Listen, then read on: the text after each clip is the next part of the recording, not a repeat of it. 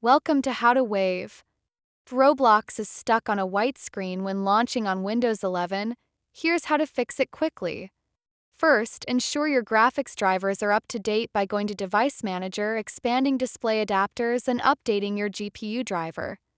Next, clear the Roblox cache by pressing Win+R, typing %localapp %Roblox logs, and deleting all files in the folder.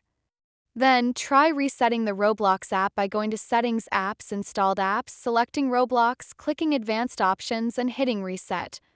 If the issue persists, disable hardware acceleration in your browser if playing on the web.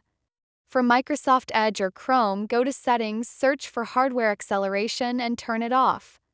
Lastly, if none of these work, uninstall and reinstall Roblox to get a fresh installation. Through applying these steps, your Roblox should launch without the white screen problem. Thanks for watching.